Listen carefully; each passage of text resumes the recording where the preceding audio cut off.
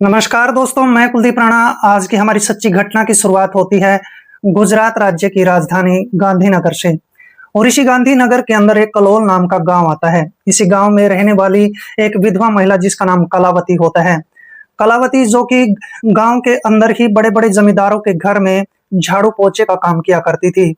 वह महीने में इतने पैसे कमा लेती थी कि जिससे उसके घर का गुजारा अच्छे तरीके से चल जाया करता था। लेकिन अब उसका बेटा बिरजू जवान हो चुका होता है।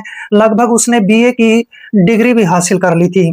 बिरजू अब अपनी माँ कलावती को कहने लगता है कि माँ, अब से तुम्हें किसी के घरों में काम-काज करने की कोई ज़रूरत नहीं है।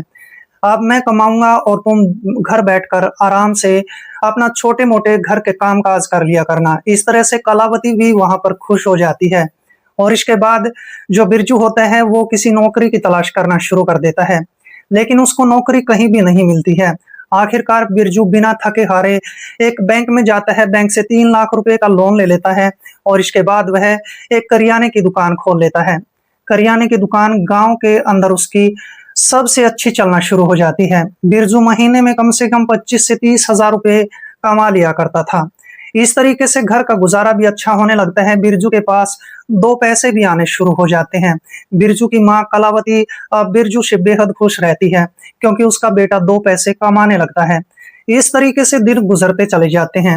अब जो बिरजू की माँ कलावती होती है वह अपने रिश्तेदारों को, अपने आस-पास के पड़ोसियों को कहने लगती है कि बस मेरे बिरजू जैसा यहाँ पर कोई भी बेटा नहीं है। मेरा बिरजू दिन-रात मेहनत करता है, दिन-रात पैसे कमाता है। लेकिन बिरजू की माँ कलावती इस बात को नहीं जानती थी कि आखिर में उसका बेटा बिरजू भविष्य में उसके साथ क्या करने वाला है। दिन गुजरते चले जाते हैं और इसी बीच बिरजू के लिए एक लड़की का रिश्ता आ जाता है। उस लड़की का नाम पूनम होता है।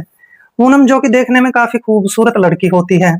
और इसके बाद ये बिरजू इस पूनम को देखने के लिए इसके घर पे जाता है। घर पे जाने के बाद माँ बेटे को ये लड़की पसंद आ जाती है और इस तरह से बिरजू और पूनम का रिश्ता पक्का कर दिया जाता है। कुछ दिनों के बाद दोनों की धूमधाम से शादी भी कर दी जाती है।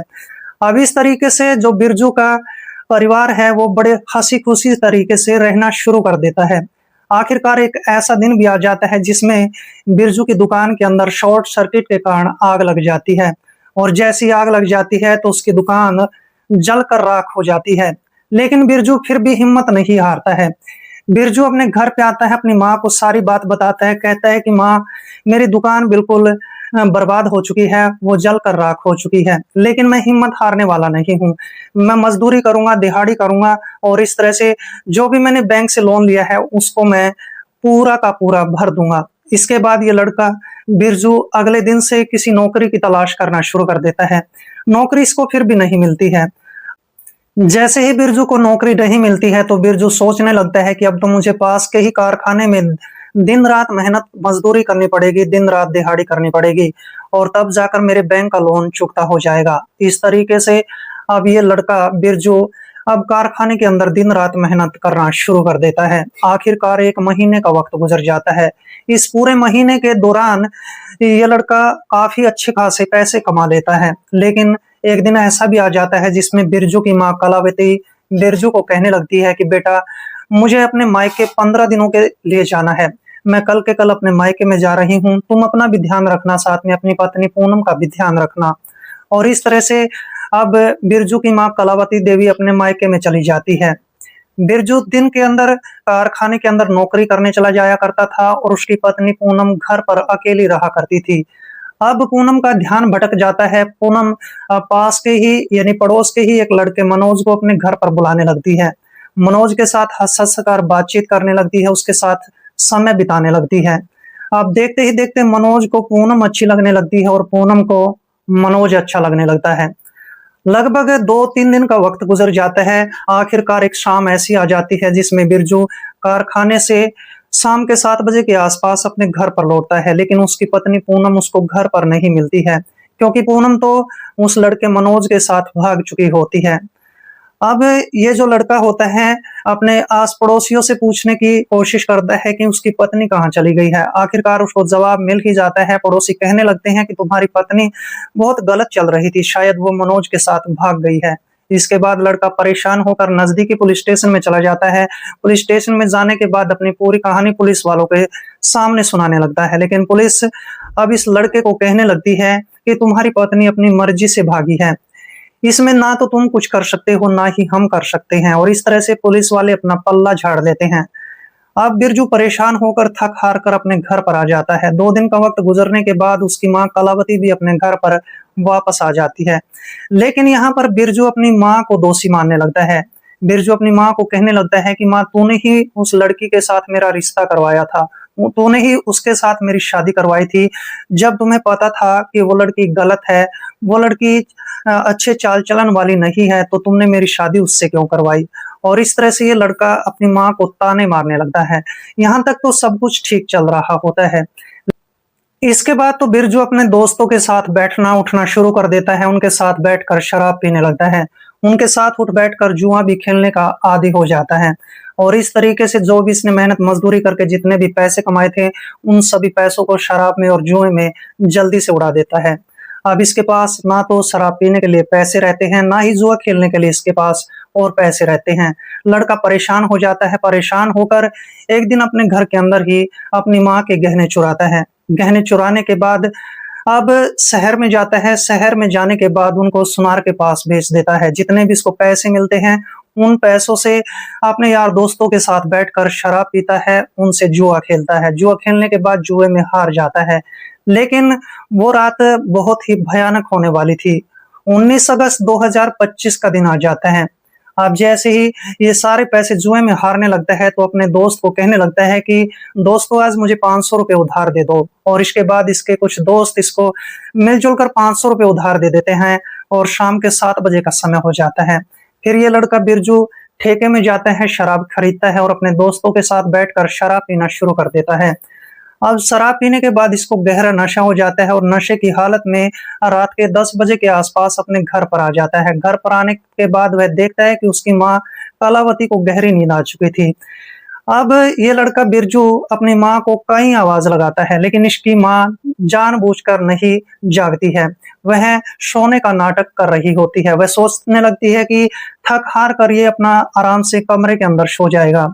लेकिन आज बिरजू की नीयत अपनी माँ कलावती पर खराब हो जाती है। बिरजू नशे में चूर होता है। उसको बुरे और अच्छे की जरा सी भी परख नहीं होती है, जरा सी भी समझ नहीं होती है। उसकी बुद्धि शून्य हो जाती है, उसका दिमाग बिल्कुल खराब हो जाता है। और आज के समय में बिरजू अपनी माँ कलावती के पास जाता है, उसके साथ छेड़खानी करने लगता है। उसकी माँ इसकी सारी बातों का विरोध करने लगती है। लेकिन देखते ही देखते बिरजू हैवान बन जाता है और इसके बाद इसकी हैवानियत शुरू हो जाती है। बिरजू अपनी माँ के साथ उस मर्यादा को, उस हद को पार कर जाता है जो एक बेटा कभी भी नहीं कर सकता है। यह अपनी माँ के साथ उस गलत काम को कर बैठता है जो इसको हरगिज नहीं करना चाहिए था। और यहाँ पर इसके उल्टे दिन शुरू हो जाते हैं। जैसा ही अपनी माँ के साथ ये गलत काम करता है, तो इसकी माँ इसकी बातों का लगातार विरोध करती रहती है। लेकिन फिर भी ये मानने को तैयार नहीं होता है। नशे का वशीभूत होकर इसका दिमाग शून्य हो चुका होता है। और जैसे ही इसका ये सब काम खत्म हो जाता है, तो इसकी माँ रात के 12 बजे के आसपास इस घर से निकलती है और अपने देवर के घर पर चली जाती है।